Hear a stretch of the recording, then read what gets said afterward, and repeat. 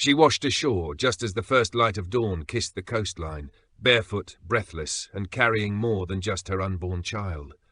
And waiting there as if the tide had delivered her to exactly the right place, stood a man who had long since given up on saving anyone, including himself.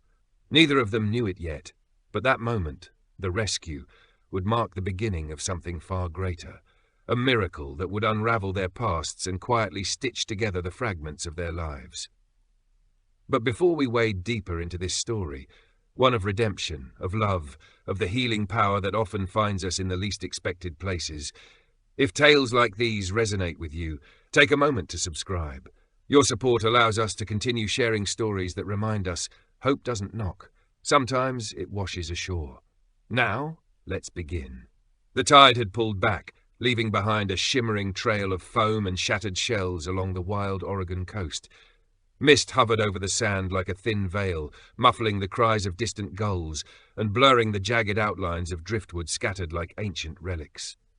The world held its breath, caught in that stillness between inhale and exhale. Harlan Crow stood at the edge of the dunes, hands buried deep in the pockets of a jacket that had seen too many winters. His breath puffed in soft clouds as he stared out at the grey-blue horizon. Beside him crouched a boy, 12 at most, carefully arranging clamshells in a perfect fan by size and hue. His name was Fininian, though everyone just called him Finn. He rarely spoke, and didn't need to. Harlan had come to understand that silence, when shared by those who carried sorrow, could speak louder than any words. This was their morning ritual. Quiet walks along the shore before the world woke up, before the sun burned through the mist.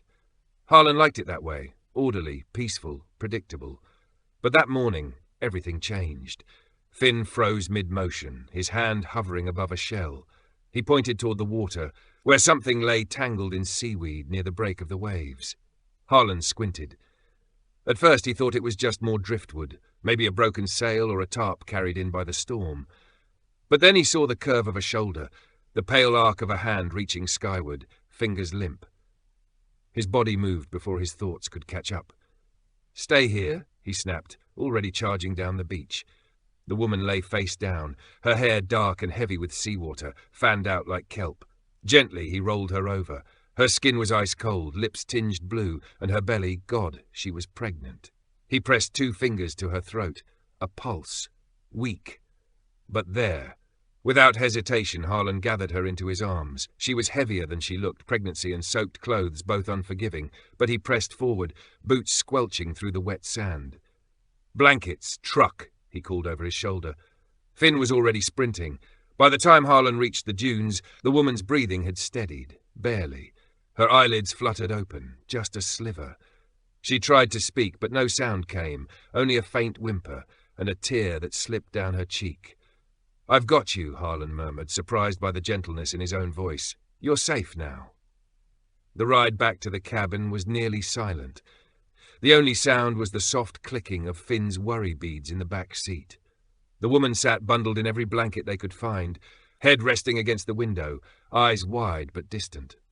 Back at the cabin, Harlan laid her gently on the pull-out sofa near the hearth. Finn, wordless as ever, lit the kindling. Soon the room was filled with warmth and the scent of wood smoke. Harlan knelt beside her once more, brushing damp strands of hair from her forehead. "What's your name?" he asked softly. Her lips parted. A whisper. "Sarafina." He repeated it gently, like saying the name of a newborn for the first time. "I'm Harlan. This is Finn. You washed up on the beach. Do you remember anything?" Her hand drifted to her belly. Her voice trembled. They pushed me." The words fell like stones into the room, dark and heavy. "Who?" Harlan asked, his jaw tightening. Terror surged in her eyes. She grabbed his arm, her grip stronger than he expected. "Please," she begged, "don't let them find me." Harlan glanced at Finn. The boy was watching, still, alert, like he understood something, without needing to hear it. "You're safe here," Harlan said firmly. "Whoever they are, they won't get past me." That night, the rain began. It tapped softly against the roof as Harlan sat by the fire, coffee cooling in his hands. Sarafina was asleep now, her colour returning, her breathing steadier. Finn had curled up on the floor beside her, wrapped in a blanket like a sentinel. Harlan watched them, The stranger who had been dropped into his life by the sea, and the boy he'd rescued years ago from another kind of wreckage. Something stirred in him. A memory, maybe, or something older. Something like purpose. Quietly, he stepped outside. The ocean was hidden in darkness, but he could still hear it. The ancient pulse of the waves, steady and eternal. How many had it taken, and how many had it given back? He thought of Serafina, of the life growing inside her, of the violence that had tried to snuff them out and failed. Maybe it was luck. Or maybe, as he was learning to believe in small ways, the broken sometimes find each other, not to be saved, but to remember what's still worth saving. He whispered into the wind, "Whatever brought her here, I won't waste it." Morning arrived with a hush. The storm had passed, leaving behind a glistening quiet. Dew clung to pine needles, dripped from the roof's edge, and tapped softly on the window glass. Serafina awoke slowly. Her first breath came sharp, rattling into lungs that felt bruised. She was wrapped in warmth, a flannel blanket that smelled of salt and smoke. Her head throbbed, her body ached, and her belly still. Not a dream. A boy sat cross-legged nearby, notebook in his lap. He wasn't looking at her, wasn't sketching her, but the focus in his posture steadied her somehow. She shifted slightly, his eyes lifted, quiet, direct. He didn't smile, didn't flinch, just watched her with a stillness that said, "I see you." "You're safe," came a voice from the far side of the room. Startled, she turned. The man, tall, broad-shouldered, silver streaks in his dark hair, stood at the stove, stirring a dented pot. His face was weathered round, the kind of man who didn't waste words. "Do you remember anything?" he asked as he set the spoon down and approached. She tried to sit, winced. "Take it easy," he said. "You hit the rocks hard, probably cracked a rib or two. You're lucky." That word hit her like a slap. Her hand flew to her stomach. "The baby?" "She's okay," he said gently. "Heartbeat's strong. I called a nurse I trust, talked me through what to check for. You'll both need proper care soon, but for now, she's holding on." Serafina exhaled slowly, her hand still cradling her belly. Then a whisper.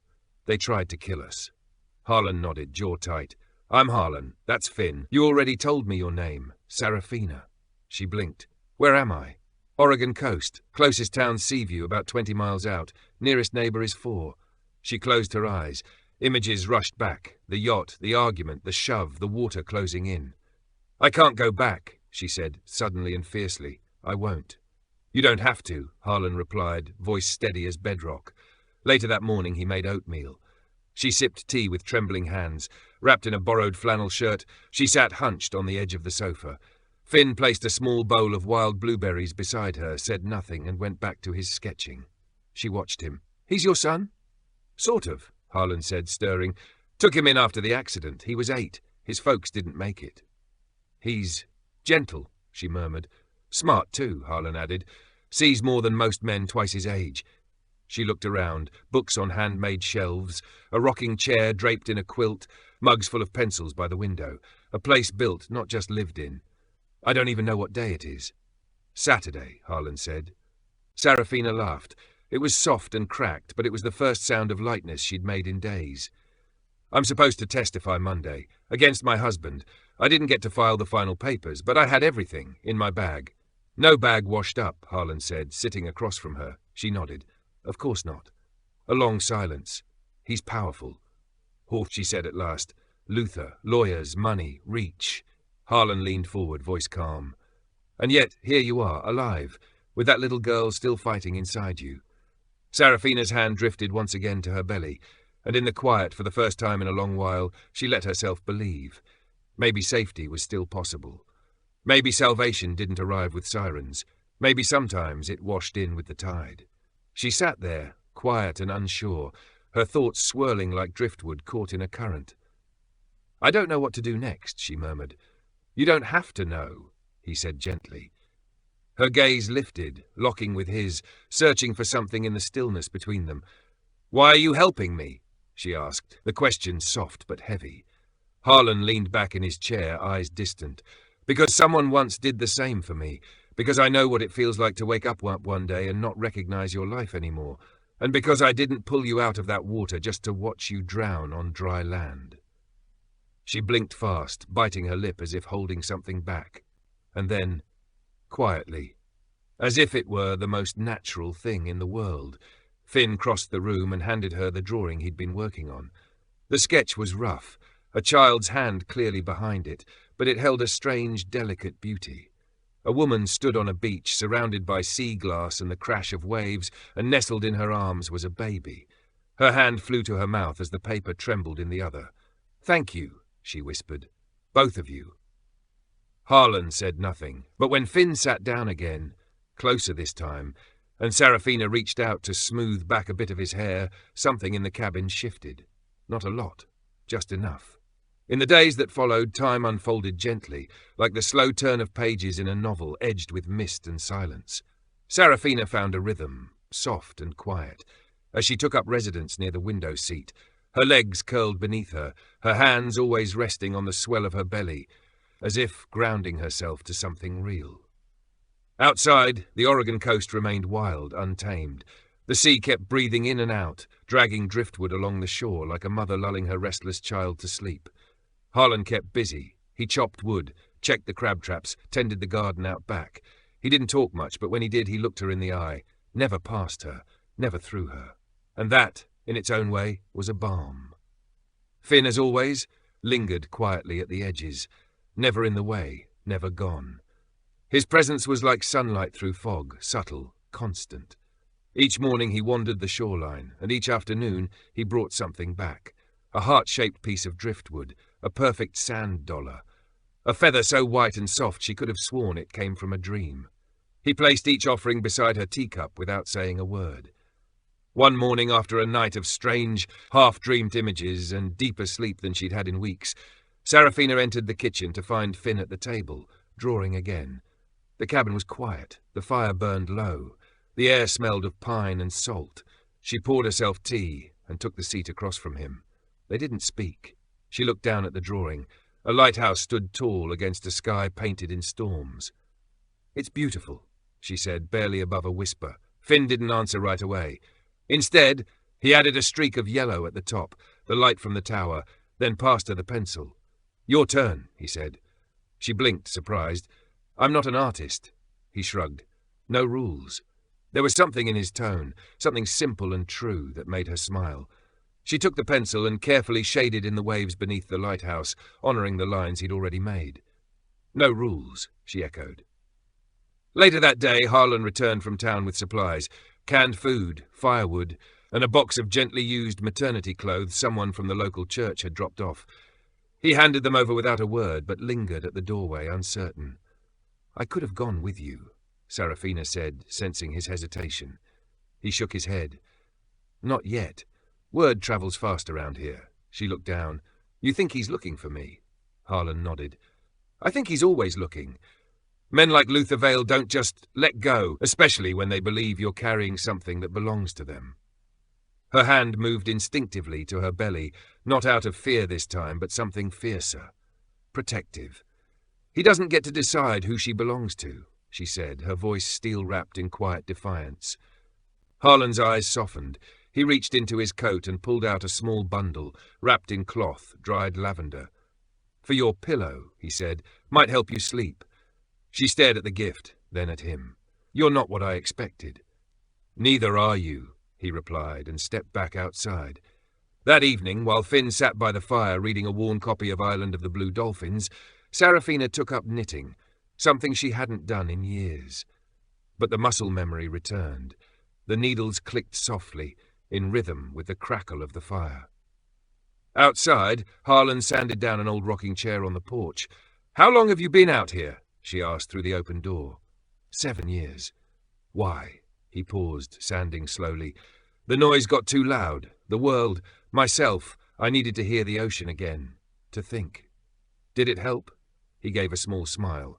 "Some days, the rest I've learned to live with." That night, as she placed the lavender sachet beneath her pillow, the baby kicked 3 firm taps from within. She laid both hands over her belly and whispered, "You're safe, I promise." And for the first time since escaping that yacht, she believed it. The next morning, Harlan found her sitting on the porch, wrapped in a blanket, rocking gently in the chair he'd restored. Her eyes were closed, hands wrapped around a warm mug, but there was something different about her. She wasn't broken anymore. She was waiting. "For what it's worth," he said, leaning on the railing beside her, "you're good for this place." She opened her eyes, surprised. "What makes you say that?" "Yesterday," Finn piped up from inside, "when you dropped the ladle in the stew pot." Her eyes widened in mock horror. Harlan nodded. "You laughed. I hadn't heard that sound in 2 years." They sat in quiet afterward, the sea breathing in and out, the sun casting long, warm fingers through the trees. For once the mist lifted early. But then the wind changed. It wasn't dramatic, no howling gust or crashing branches, just a whisper in the trees, a hush that set the chimes above the porch into a cautious song. Harlan felt it first. He paused mid-swing by the woodshed, axe raised, as a chill swept across his shoulders. The forest beyond was quiet, but in his gut something shifted. Inside, Serafina hummed to herself while folding baby clothes, gifts from the town's charity bin. Finn sat beside her, organizing them by colour and size, methodical and gentle, her quiet shadow. Then the door opened. Harlan stepped in, hands wiped clean, his face unreadable. "Everything okay?" she asked. He gave a slow nod. "Storm coming." She frowned. "The sky looks clear." "Not that kind of storm." She stilled. She saw it now, that flicker of something dark in his eyes. This wasn't about weather. This was about him, and the kind of men who knew how to wield silence like a weapon. That afternoon, Harlan made the hard choice to drive into Seaview for supplies. He didn't want to, but he had to. Medication had arrived for Serafina. He packed a duffel with care. "I could have gone with you," she said again softly. He shook his head. "Can't hide forever. People ask fewer questions if I stick to my routine." She stepped close. "Be careful." He nodded, then paused. "If anything happens, you take Finn and the emergency bag. Go into the tree line.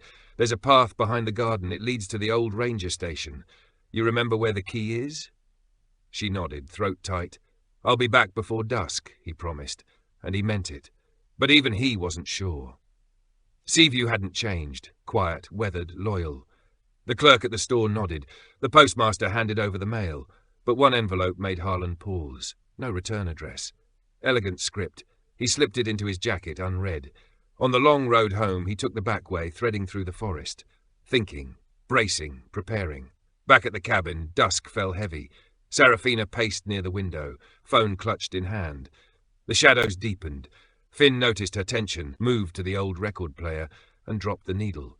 Soft piano and strings filled the space like falling snow. "You like this music?" she asked. He shrugged. "It's calming." "It is," she agreed, letting it ease the tightness in her chest. Then came headlights. She exhaled in relief until the vehicle rolled fully into view. It wasn't Harlan's truck. It was a black SUV, sleek and out of place among the trees. The engine idled before a man stepped out, tall and dry despite the damp, his suit crisp, his presence cold. He walked toward the porch like someone who'd never been denied. Serafina pulled Finn behind her, opened the door just a crack. "Mrs. Vale," the man said, smiling without warmth, "you've been hard to find." She said nothing. "I'm not here to make a scene," he continued. "Your husband wishes to offer a peaceful solution, one that ensures your comfort and the child's future." Her grip on the door tightened. "You were reported lost at sea," he said. "Your return will raise questions. Headlines, investigations. But sign a statement, say you left willingly, and Mr. Vale will make sure you're taken care of." Finn's small hand slipped into hers. "I have nothing to say," she said. The man's smile thinned. "He can make this very difficult for you." She stared him down. "I've already survived difficult. Tell him that." And with that, she shut the door and locked it. And somewhere down the road, Harlan was already driving back. The storm had arrived. Serafina clutched the key in her palm, its cold edges digging into her skin like a promise. Something fierce rose in her chest, steady, defiant. She turned toward the doorway, where Finn stood silent and watchful, like a sentinel caught between childhood and something much older. "I'm not leaving without all of us," she said, voice low but firm. Harlan nodded slowly. Outside, the storm was already here, but this time they wouldn't be swept away.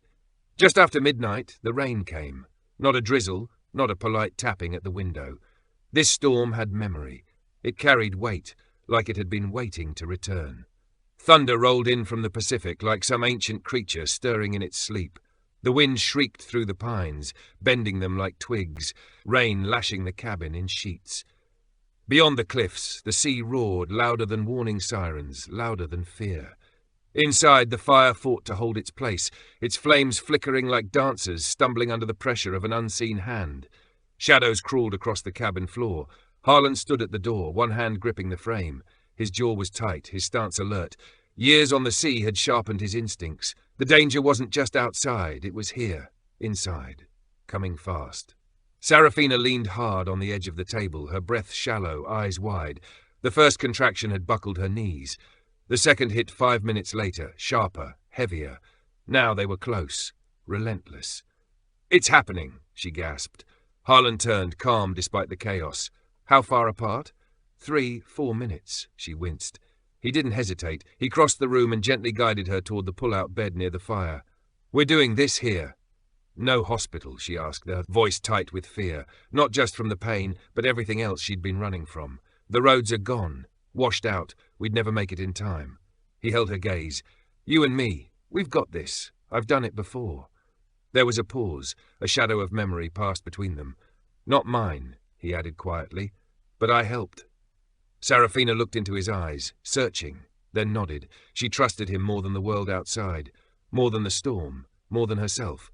Finn was already moving, Gus, no need to be told. He pulled the emergency kit from beneath the cabinet, spread towels across the mattress, set a flashlight and bottled water nearby. His hands were steady, his face calm. Serafina cried out again, her body curling around the pain. "Is it okay for him to see this?" she asked between breaths. Harlan knelt beside her. "He's seen worse, and right now, he's doing what matters, he's staying." Outside, lightning split the sky like a scar across the night. Inside, her scream rose with it. The labor was coming hard, too fast. Her body, worn down by fear, by saltwater and sorrow, couldn't hold back the tide. "I can't," she sobbed. "Yes, you can," Harlan said, voice steady as the sea. "You're not alone. I'm here. Finn's here. You're not alone." Tears streamed down her cheeks. Her hair clung to her face. Every nerve screamed. Still she pushed. Finn pressed a damp cloth to her forehead. She reached for him, blindly, fingers locking around his. He didn't flinch. Just nodded as if to say, "You've got this." Another contraction. Another push. Then her cry. Small, raw, alive. It filled the cabin like light through stained glass. Harlan lifted the baby, his hands trembling. He wrapped her gently in a towel and placed her in Serafina's arms. Those same hands that once knew only how to save people from sinking had tonight brought life into the world. "She's perfect," he whispered, his voice cracking. Serafina stared at the baby resting on her chest. Her hands shook as she cradled the newborn, slick with life and light. The baby's eyes fluttered open, just for a heartbeat, and in that moment, something old, something sacred, passed between mother and child. "I didn't think we'd make it," Serafina whispered. "You did," Harlan said, "and now she's here." The storm still raged beyond the windows, but inside all had gone still. It was as if the world had paused, just long enough to make room for something holy. In the soft flicker of firelight, the cabin felt warmer than it ever had. Felt like home. Later, Harlan walked to the window. Rain trailed down the glass in thin ribbons. He wiped a circle clear and peered into the trees. No headlights, no figures, but something twisted in his gut. Not yet, he thought, but soon. Serafina named her Grace. She said it softly, just as the first blush of dawn crept over the horizon. Golden light touched the edges of the storm clouds, and the name, Grace, hung in the air like a benediction. She'd carried that name in her heart for years. Before the yacht, before the betrayal, before the shoreline nearly claimed her life. "Grace," she whispered, pressing a kiss to the baby's forehead, "because she's the reason I lived when I should have drowned." Finn sat nearby, sketchbook in hand. He quietly drew. Serafina in the rocking chair, baby cradled in her arms, fire casting halos around them. He didn't speak, just honored the moment with pencil and presence. "She's going to change everything," he said softly, not looking up. Serafina turned, her eyes wet but shining. "I think she already has." That morning, as the world outside dried and woke, Harlan stepped out to gather more firewood. The air was clean, rinsed by the storm. But when he reached the trail that led toward the ranger station, he paused. Something didn't sit right. Luther Vile's men wouldn't give up so easily. Wealth like his didn't walk away, it hunted, even if the man himself hadn't shown. The threat had come once. It would come again. But then he thought of Grace. of how Seraphina had held her, not in fear, but in triumph. He thought of Finn, this quiet, once broken boy who'd become a steadfast anchor, and he thought of himself, not the man he'd once been or tried to be, but the one who had caught new life in calloused hands. He wasn't running anymore. That night, after Grace had fallen asleep and Seraphina lay beside her, smiling through her exhaustion, Harlan stepped onto the porch. Finn followed. They stood side by side, father and son, not by blood, but by choice. "She's strong," Finn said. Harlan nodded. "She gets it from her mother." Finn hesitated, then added quietly, "From you too." Harlan looked at him for a long moment, then placed a steady hand on the boy's shoulder. "We protect this," he said, "whatever it takes." Above them, stars pushed through the fading clouds. The storm was gone, but what remained was stronger. Love, fire, and a child named Grace. Just as the sun crept over the horizon, Harlan found the envelope. It sat on the porch steps, dry, deliberate, untouched by dew. Placed, not dropped. The handwriting was crisp, elegant, expensive. Seraphina Vale. Harlan's jaw tightened. He scanned the tree line. Nothing, no sound. He opened it. Inside, one page. Typed, cold. "Mrs. Vale, as a courtesy to our history, I offer you the chance to return quietly, without scandal. The child, biologically mine, need not suffer from your recent emotional instability. Decline, and I will pursue full custody. Luther, no signature, just the name, like a blade." Harlan folded the letter, walked inside, and laid it on the kitchen table. Seraphina stood at the sink, gently rinsing baby bottles. Grace dozed against her chest in a sling. She hummed a soft melody, one with no words, just warmth. Finn sat cross-legged on the floor, building a tiny lighthouse from driftwood and buttons. Harlan said nothing. He slid the letter toward her. She dried her hands and read. Her face didn't change at first, but Harlan saw it, the slight tremble in her lip, the tightening of her grip over Grace's head. "He's bluffing," she said, her voice rough but firm. "He's reaching," Harlan answered, "and men like that only reach when they're losing control." She met his gaze. "But he has lawyers, money, power." "I have you," he said, "and now we have something stronger, truth." Seraphina exhaled slowly. Then maybe it's time we stop hiding. That afternoon she asked for the files, ones Harlan had buried deep in a lockbox, financial records, medical notes, photos of bruises, ripped papers, messages laced with poison. "I was ready to take him to court," she told him. "I waited, gave him one more chance, then another, and he used every single one." Finn listened quietly nearby. She turned to him. "You know what that's like, don't you? When someone bigger than you decides what your world looks like?"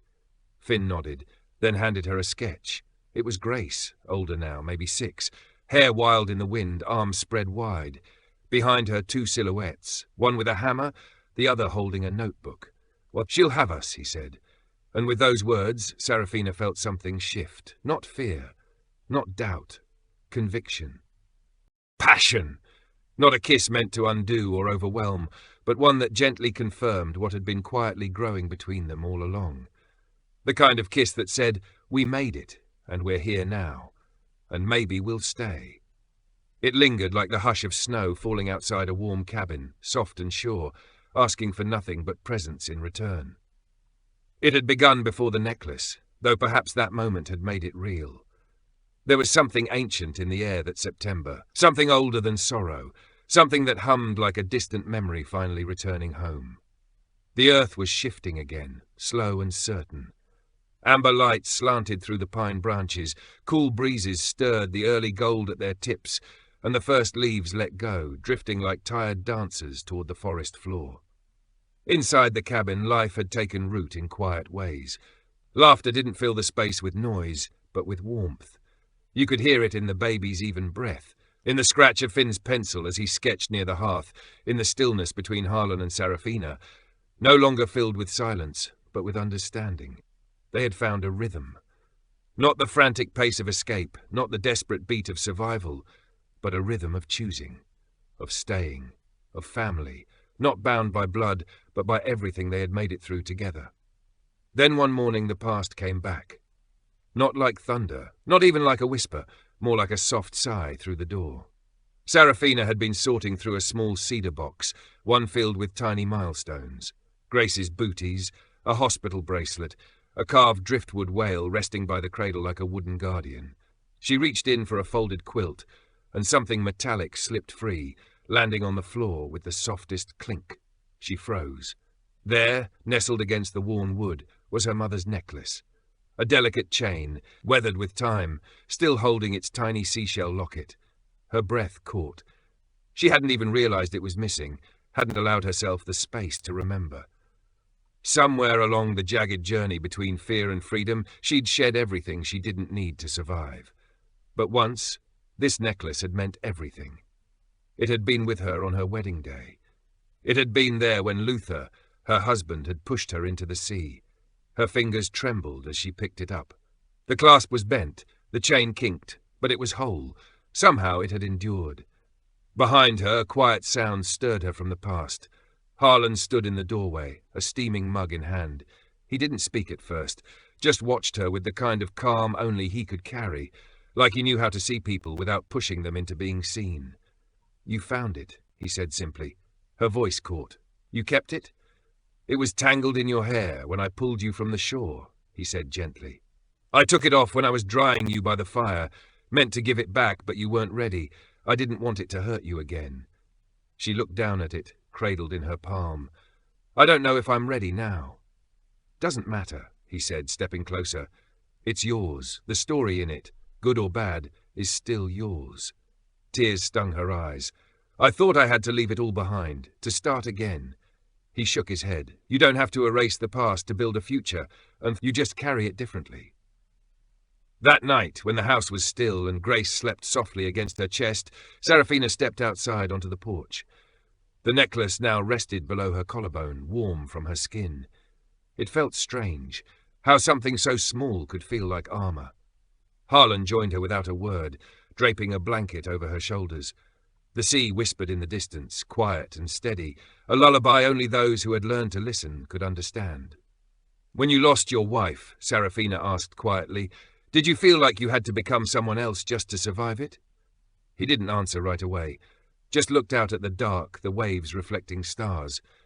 "I didn't become someone else," he said finally. "I just stopped being myself, for a long time." She turned toward him. "I'm starting to remember who I used to be," he added, his voice low, "and I'm deciding which parts are worth bringing back." A soft smile curved her lips. "I think you're more whole than you know." And in that moment, something passed between them. Not longing, not desperation, something quieter. The deep recognition that sometimes the people who help you rebuild aren't the ones who change you. They're the ones who remind you who you always were. The next morning, Serafina stood on the porch, light spilling gold across the floorboards. She held the necklace in her hand, the locket cool against her fingers. "I want to wear it again," she told Harlan, voice steady now. "Not to remember what happened, but to remember that I survived it. I want Grace to know where we came from and how far we've come." He nodded. "Then let it be a badge," he said, "not a chain." She smiled, slipping it around her neck. Later that day they drove into town, not to run, not to vanish, but to begin. At the courthouse, Serafina's paperwork had been filed, her words, her truth, now part of the official record. The clerk greeted her with respect, not pity, not fear. Harlan stood by her side the whole time, steady as the tide. When they stepped outside, the sun kissed her face. She closed her eyes and exhaled. "Free," she whispered, and for once, the word didn't mean escape, it meant arrival. That evening, Serafina wrote a letter, not to her past, not to Luther, but to her daughter. "There are things you won't remember, Grace, about how you came into this world, about how hard it was to keep you safe. But I hope you'll always know this. You were never a burden, never a mistake. You were my first true beginning." She folded the letter and placed it in the cedar box beside the whale and the quilt. Some things weren't meant to be discarded. They were meant to be kept, like a necklace that survived the sea, like a name whispered in the dark. Like the love that grows not in grand declarations, but in rocking chairs, quiet mornings, and the steady choice to stay. By October, the world outside had turned to fire. Amber and crimson lit the trees along the path to the bluff. Leaves crunched beneath the boots of Harlan and Finn as they hauled firewood toward the cabin. Smoke curled from the chimney, and the scent of cedar and cinnamon mingled in the air. Autumn usually drew people inward, but here, in this place, they weren't retreating. They were rooting, choosing. Serafina stood in the kitchen stirring apple butter, humming a tune that had never been written, just something born from contentment. Grace, now almost 2 months old, cooed at a felt mobile Finn had made. She batted at the fox and the owl, unaware she had once been at the centre of a storm that could have broken them. But it hadn't. It had shaped them. When the front door opened, Harlan stepped in, cheeks pink from the cold. "You're early," she smiled. "Blame Finn," he chuckled, jerking a thumb behind him. "He's got me on a schedule." Finn entered next, lugging a smaller stack with a proud smile. Serafina teased, "You two planning a mutiny?" "No," she said, returning to her pot. "Just building something that lasts." And her words hung in the room like the scent of spice and pine. Something slow, something lasting. That evening, they sat together by the fire. No tasks, no fears, just presence. Finn sketched a family of foxes curled beneath a tree. Grace slept on Serafina's chest. Harlan carved a driftwood boat with steady hands. "Do you think she'll remember any of this?" Serafina asked. "Maybe not in words," Harlan said, "but in how she feels about the world. I think so." Finn didn't look up. Memories don't need pictures, just moments that stick. Serafina blinked away the sting in her eyes. "Then I hope we give her 1,000,000 of them." And in the weeks that followed, they did. Serafina wrote again. Words poured out of her, reflections, memories, stories. She wrote letters to Grace and tucked them into a growing leather journal. Harlan read them, quiet and reverent. "You don't just write," he said once, "you witness." It was the most honest compliment she'd ever received.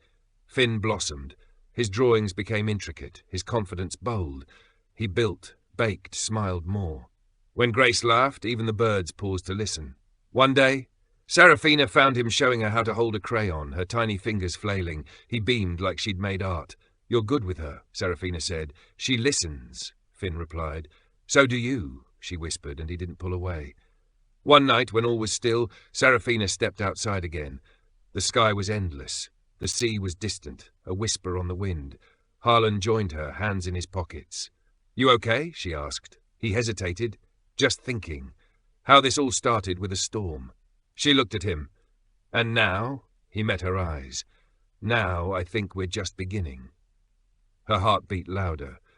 And when he leaned in, it wasn't about healing wounds or fixing what had been broken. It was about choosing each other. A beginning, not with fanfare, not with noise, but with the quiet certainty of people who knew what it meant to stay. It was December again, the kind that hushes the world beneath soft snow and softer memories. The cabin still stood just as it always had, sturdy against the northern winds, windows glowing amber with the promise of warmth. But inside, things had changed. Time had moved gently, then all at once. Grace was no longer the small child padding across the creaky floorboards in mismatched socks. She was 18 now, tall, composed, with her mother's eyes and Harlan's quiet strength, not Luther's, never Luther's. Harlan had taught her how to gut a fish, how to whittle the curve of a branch into something useful, and more than anything, how to look someone in the eye and speak from the marrow of her truth. Her voice carried that same musical certainty her mother's did, soft but sure, like a lullaby that remembered the storm. And now, for the first time, she was leaving. The invitation had come 6 weeks earlier, printed on heavy cardstock with raised gold lettering. Keynote youth speaker Grace Vale. The topic? Building empathy into business from silence to service. A title that hinted at scars and healing. The irony wasn't lost on anyone. The event was being held at the headquarters of Vale Global Industries, the empire built by the man who had given her blood, then abandoned her to it. Grace had stared at the envelope for hours. When words failed her, Serafina's didn't. "You don't owe them your story," her mother had said gently, "but if you choose to tell it, make sure it's yours, not theirs." And so Grace had said yes. The morning of the event, Harlan held open the passenger door of his old truck, just like he had when she was little. Only now, she filled the seat with a different kind of presence, stronger, steadier. "You ready?" he asked, voice rough with something he was trying to hide. She glanced at the tote bag in her arms, note cards, a flash drive, and the leather-bound journal Serafina had filled for her over the years. "I think so," she said softly. "I've been practicing since I was 6. He chuckled under his breath. "Oh, I knew." She looked up at him, serious now. "I wouldn't be who I am without you." He held her gaze for a long, quiet second. That's the point, Grace. You are who you are. We just gave you the space to find it. That's what roots are for. She hugged him tightly before climbing in. The drive to the city rolled by in thoughtful silence. Serafina's hand would brush hers from time to time, passing a thermos of tea between them. Finn had stayed behind to watch the cabin, sending her off that morning with a paper star he'd made and a single whispered word. Shine.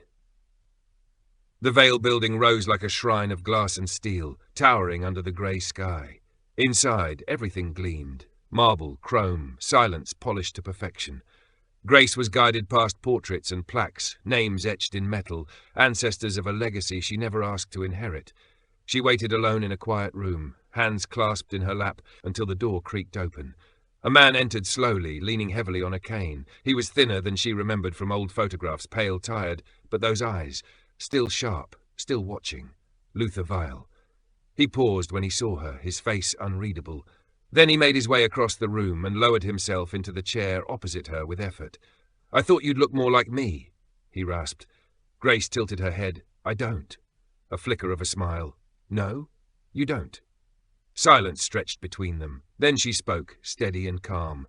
"I'm not here for you. I'm here for them, the people out there, the ones who never had a cabin in the woods, or a Finn, or a mother who could rise after nearly drowning." "I know," he said. "That's why I asked to see you, just once before the speech." She hesitated. "Why?" He reached slowly into his coat and pulled out an old envelope, yellowed with age. "I wrote this weeks after the day everything changed. The day I realized I hadn't just lost a wife and child. I'd lost something inside myself. But I never sent it. Maybe I was too proud, or scared to admit I was the villain in someone's story." He offered it to her. She didn't take it. "I'm not looking for an apology," she said quietly. "I'm not offering one," he replied. "I just wanted you to know I remember, every day." They sat in silence a while longer, and then she reached into her bag. She pulled out a small, worn scrap of cloth, the corner of the blanket she'd been swaddled in as a baby. "My mother kept this," she said, her voice low, "through everything, because she believed there was something in me worth saving, not because of who my father was, but because of who she hoped I'd become." She placed it gently on the table between them. "I forgive you," she said, standing now. "Not for you, for me. Because I won't carry your sins on my back. I have a life to live." He closed his eyes. And for the first time in years, something broke free in the silence. Not a sob, just a breath, shaky, spent, like the first breeze after a long winter. The auditorium was full. Grace stepped out under the lights, not as a daughter reclaimed, not as a victim of scandal, but as herself. Her mother's child, Harlan's girl, Finn's sister. Grace. She adjusted the mic, took a breath. "I was born into a storm," she began. "But storms don't last. What matters is what we build when the sky clears. Some of us are raised in love. Others find it waiting, on a porch, in a hand reaching through the dark. This isn't a story about survival. It's about choosing to live." That night, from the window of her guest room, she watched the city glow beneath a falling snow. Behind her on the desk sat 2 envelopes, one from Luther, the other a freshly sealed packet of legal documents. The offer was stunning. An inheritance. Full control of Luther Vale's personal estate, including a majority stake in Vale Global. Estimated value, $180 million. She hadn't spoken when she read it, just stared at the signature. So final. Like a man trying to fix a life with ink and numbers. She didn't feel like the girl from the cabin anymore, but she wasn't sure who she was becoming. The next morning, she called home. Harlan picked up on the second ring. "You up for a walk in the snow when I get back?" she asked. Always. There was a pause. "He left it all to me," she said softly. Silence. "I don't know what to do." "You don't have to decide right away," he told her. "Just whatever you choose, make sure it doesn't cost more than it gives." She returned home the next day. The road felt longer now, like a pilgrimage. When the cabin finally appeared, snow drifting from the eaves and smoke curling from the chimney, her heart tightened. Finn ran out, laughing as he nearly slipped. Serafina waited at the door, cardigan wrapped tight around her, eyes shining, and behind her stood Harlan, hands in his pockets, gaze steady, present. That night, gathered by the fire, Grace laid it all out, the inheritance, the shares, the letter still unopened. "He said he didn't want to be remembered as a villain," she said. This was his way of making it right. Serafina was quiet. Then he's trying, in the only language he's ever known. I don't want his money, Grace said, not if it was built on what he broke. Harlan studied her, but you could turn it into something better. Finn chimed in quietly. Keep the part that matters. Grace looked at him. What do you mean? He shrugged. Not the company, not the power, just the peace. Use it to build something new. Serafina nodded. Maybe the best answer isn't to reject it. Maybe it's to rewrite it. Grace stared at the papers, then back at the faces that had loved her whole. I've been thinking, she said slowly, about starting a foundation. For women like my mom, kids like Finn, families born in storms looking for shore. Harlan's smile was soft, proud. Sounds like something worth inheriting. She reached for his hand. I only ever wanted to be who you raised me to be. You already are. 2 weeks later, in a lawyer's office, instead of a stage, she signed the acceptance but attached an addendum. The estate would be transferred to the Waves of Grace Foundation, a non-profit supporting single parents, trauma survivors and neurodiverse youth. She refused the corporate shares, declined the Aspen mansion, declined the executive board seat, but she accepted the tools and gave them a purpose. Back at the cabin, the celebration was small. Hot cocoa, laughter, a new brass plaque above the door. Finn had engraved it himself. This is where Grace lives. Serafina wept when she saw it, not from sadness, from truth. Later that night, Grace opened Luther's letter. Just a few lines. Grace, I won't pretend I deserve your forgiveness, but I hope I gave you something to build with. You were never mine in the ways that count, but I'm proud of who you became. If nothing else, I'm glad I didn't stop that from happening. She folded it gently and tucked it into her mother's old journal, not as a keepsake, but as a thread she could hold without letting it pull her under. Outside, snow fell again. Grace stepped onto the porch, wrapped in a wool blanket. Harlan joined her. Then Serafina, with 2 mugs of cider, and beneath the stars they stood together. Not as a family made by blood, but one built, deliberately, tenderly, by love.